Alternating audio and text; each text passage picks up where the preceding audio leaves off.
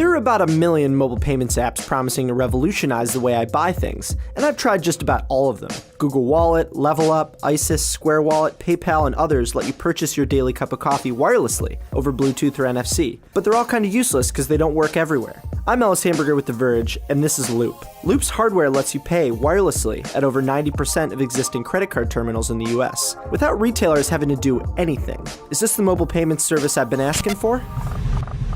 Loop is a magnetic conductor that emulates the swiping of a magnetic strip credit card. At launch, Loop comes inside a Mophie-like charge case for your phone, or a square plastic fob you can hook on a keychain or just keep in your pocket. After loading your cards into the Loop app using a supplied reader, you can hold the charge case or fob up to a credit card reader, press a button, and the reader accepts the transaction as if you'd swipe your credit card. It's kind of amazing. Loop transmits magnetic pulses that emulate the swiping of the magstripe card. Those are the same magnetic pulses organized the same way as the data on the magstripe, and the terminal reads it just like the magnetic stripe.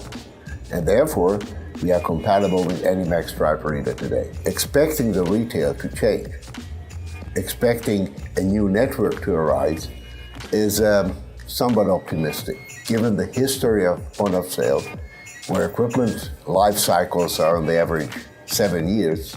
We are not going to see a major change. I took a Loop charge case and Loop fob around town to see if terminals could read it, and of course to see if cashiers would actually let me use it. I gave a cashier at the local deli my fob and asked her to hold it against her credit card reader and press the button on its side. She was pretty skeptical at first, but she tried it and it worked. Loop worked at a bodega too, though the cashier was equally confused. It even worked in both taxi cabs I tried. Worked better, in fact, since I didn't even have to convince anyone to let me touch my gadget to their credit card machine. Both Loop devices, however, were foiled by subway ticketing machines and ATMs that require you stick a card in to trigger a switch, which in turn reads the card. I'm incredibly impressed by the Loop technology, but not by its first two form factors. The Loop fob is the more reliable of the two, but it can only transmit one card at a time, and at nearly 1 inch thick, it's more annoying to carry around than a few credit cards. The Loop charge case is the more logical form factor since it also charges your phone and doesn't require you to carry around anything extra. But its build quality leaves a lot to be desired. Its plastic body feels much less sturdy than a Mophie, and it's also fatter than a Mophie even though it's shorter. The charge case connects to your phone using Bluetooth, where you can pick which card you want to transmit at any time inside the Loop Wallet app,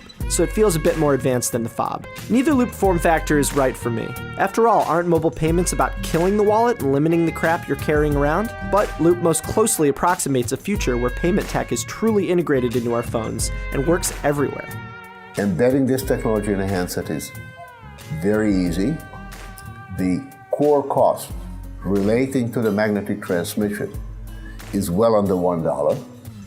Indeed, if the phone is already embedding wireless charging, we can reuse a lot of the components used in wireless charging. Loop shows that even when your tech works on most readers, trying to rely on one mobile payment service is still too cumbersome. With a big marketing push from Samsung or another top phone maker, Loop could become well known enough that I wouldn't need to explain it to every cashier I run into. But for now, pretty often I just wanted to pull out my credit card, swipe, and be done with it. Even if mobile payment services are smarter, are they actually easier to use than a credit card? The answer is still no.